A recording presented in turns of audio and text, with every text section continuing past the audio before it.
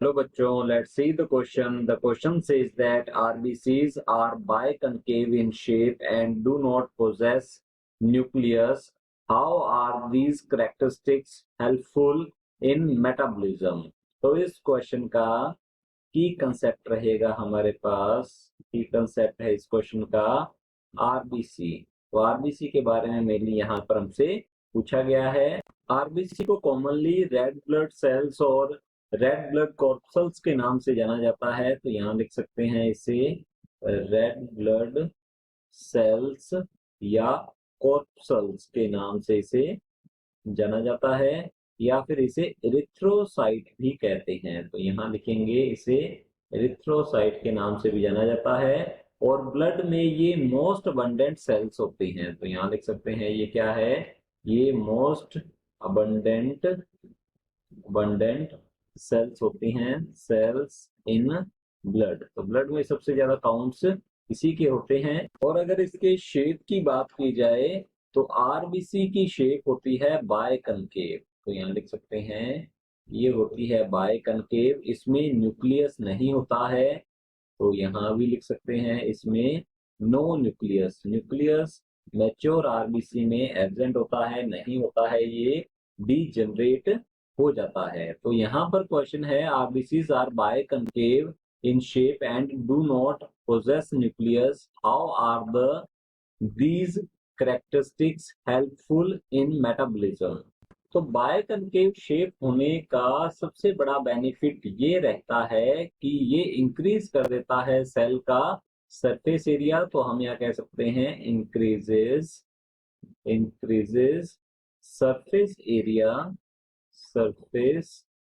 Area of the cell.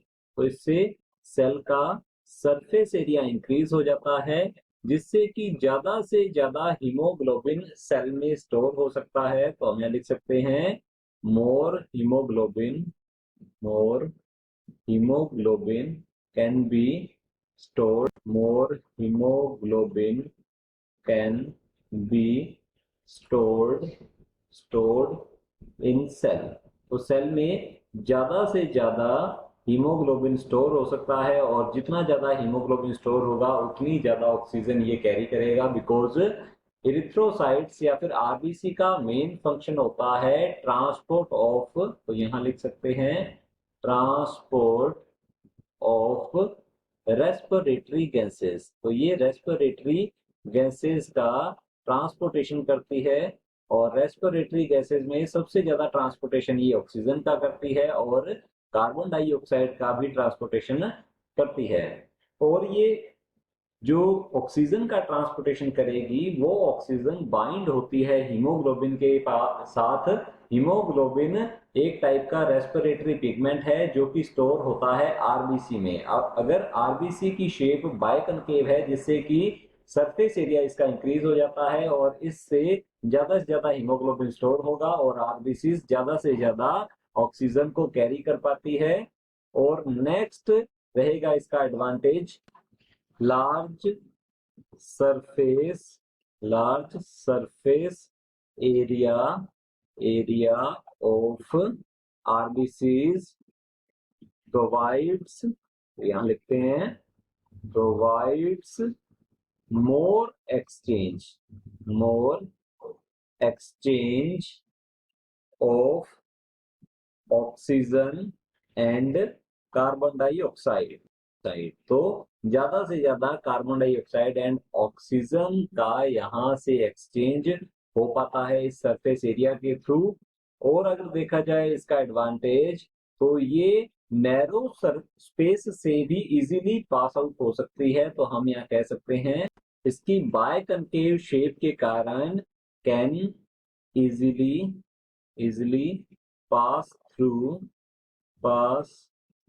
Through narrower space जो होते हैं, narrower space mean small capillaries से। तो यहाँ लिख सकते हैं ये स्मॉल कैपिलरीज से इजीली पास हो सकती हैं।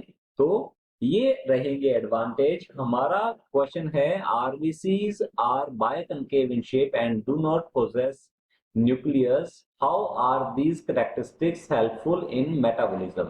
तो बायकनकेव शेप होना और नो न्यूक्लियस में न्यूक्लियस का ना होना ये क्या करता है, ये इंक्रीज कर देता है, increases surface area of the cell. और इसके एडवांटेज रहेंगे, तो ये हमारा फाइनल आंसर है। More haemoglobin can be stored in the cell, ज्यादा से ज्यादा हीमोग्लोबिन स्टोर हो सकेगा सेल में।